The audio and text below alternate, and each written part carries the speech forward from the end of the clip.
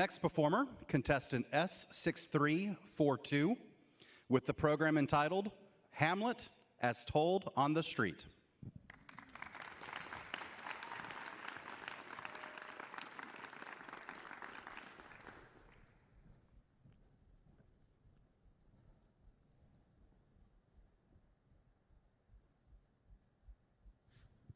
Now Francisco and Bernardo, they was guarding the castle, leaning on their spears, not looking for no hassle, having themselves a brew or two. When out in the night, they hear a woo, woo, woo, and here comes this ghost looking ragged and rank in a suit of rusty armor going clank, clank, clank. They say, "Hey, Mr. Ghost, are you out there, the potted king? Hey, we better split and go tell Hamlet about this." I love literature, and I especially find joy in reading the respected works of William Shakespeare, his sonnets, his plays, and for centuries, literary critics have held Shakespeare's tragic play Hamlet as the single most perfect piece of literature ever written.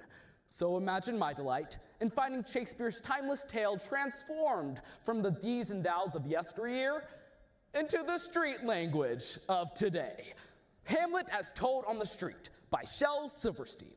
So they bring old Hamlet to the spot. Young Hamlet cries, "Hold, spirit of darkness, are you a ghostly apparition?" "No, I look like this from malnutrition." "Of course I'm a ghost. I was taking a nap in the garden right there when my ambitious brother poured some poison in my ear. And before my body's even cold, he's laying upon my bed with my crown on his head, doing something sinful to your mama. So you have to avenge me, or else I'll never rest in my grave." Well, this information just flips Hamlet out. And Ophelia, Hamlet's girl, she's trying her best to make him feel better, but the fool won't let her. Instead of saying yay, the fool says nay, and the whole court's figuring he must be gay. Well, then in come Hamlet's oldest friends, Rosenstern and Gilderkrantz. They say, "Hey there, Hammy Gloomy Gus, get up, get down, and party with us. We brought you some actors, some tunes, and some lyrics to put on a play to boost up your spirits." Hamlet says, "Hey, songs and skits, that gives me an idea. We'll put on a play, and that could be just the thing to catch the conscience of the king." Meanwhile, Polonius calls Ophelia and says, "Listen, darling daughter, I hope you and Hamlet aren't doing things you shouldn't oughter." Ophelia says, "Hey, Pop, I know the score. Listen, here's the scheme. The way kings have been dying around here, like, I could end up queen." "Enough!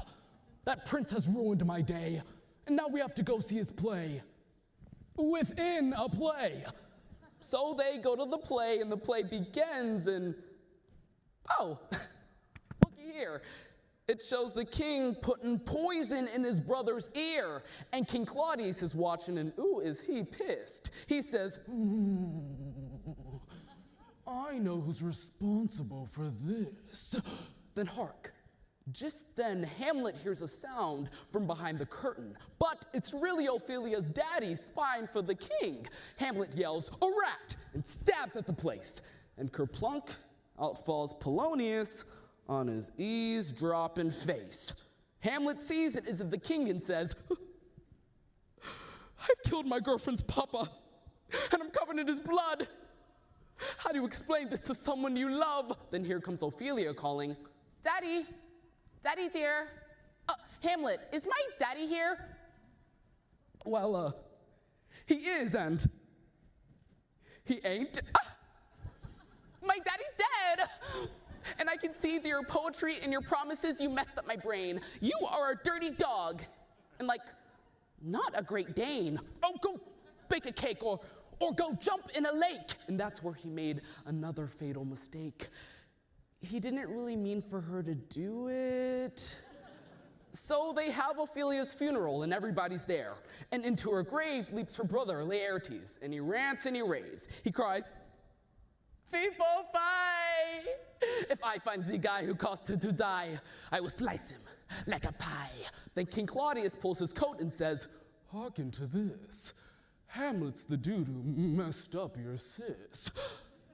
Hey, Hamlet, how about a little fencing match? Well, then the whole place caves in. And before you can wink, blink, or turn your head, chop, stab, slice, everybody's dead. The moral of the story being, bells do get out of tune, and you can find joy in a silver spoon, and an old man's revenge can be a young man's ruin.